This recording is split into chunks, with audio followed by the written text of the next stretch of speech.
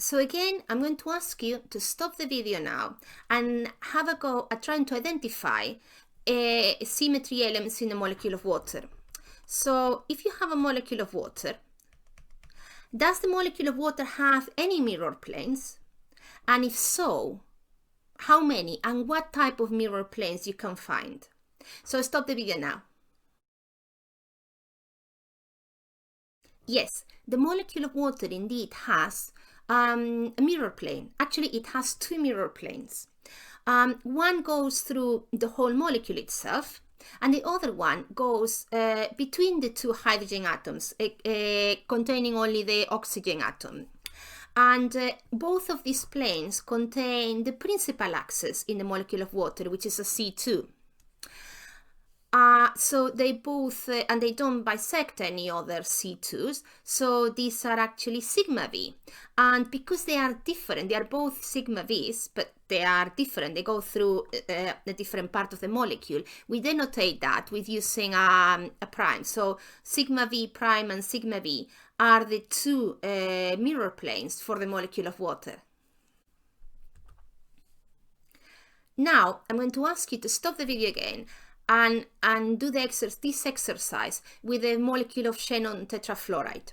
It's a square planar molecule, so it's all the atoms are in the same plane.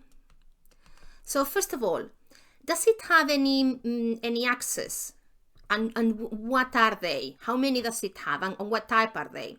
And does it have any mirror planes? And if so, what type of mirror planes it has? So please stop the video now. I'm hoping you stop the video and have a go at trying the molecule of xenon tetrafluoride. And it does indeed have quite a few axes and planes. The principal axis of this molecule is a C4 that goes through the xenon atom and perpendicular to the plane of the molecule. So that's our principal axis. It has quite a few C2 axes, 180-degree rotation. One of them coincides with the C4. So, you have that, and we call that one C2. But it also has two other types of C2s. Two of them go through the bonds fluorine-xenon-fluorine. And you have two of them. And the other two go in between the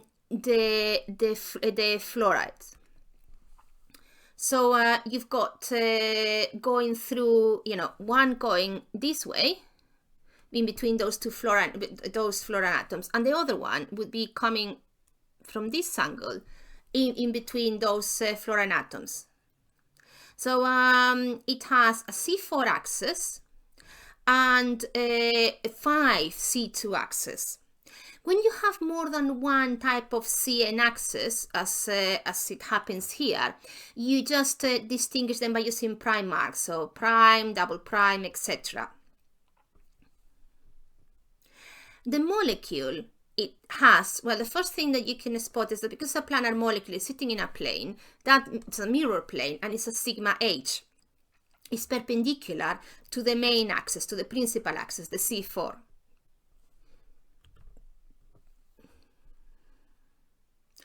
Besides that sigma H, you have other types of mirror planes.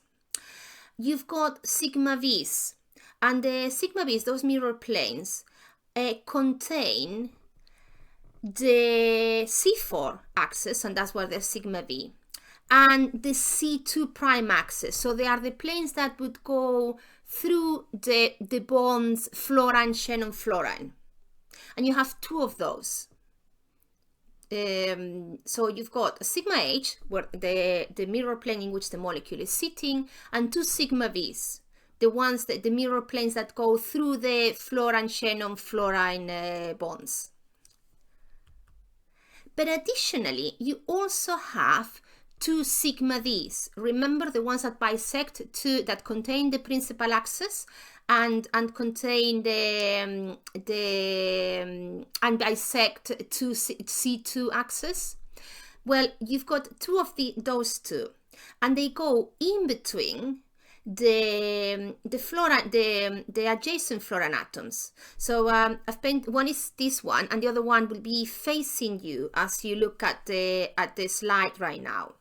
And as you can see, they bisect the bonds between the distances between the two fluorines. They bisect two C2 axes, and they go through the C2 double prime axis, and you have two of those. And they contain the C4, they contain the principal axis. So yes, this molecule is an example of a molecule in which you can find the three types of planes, H, V, and D.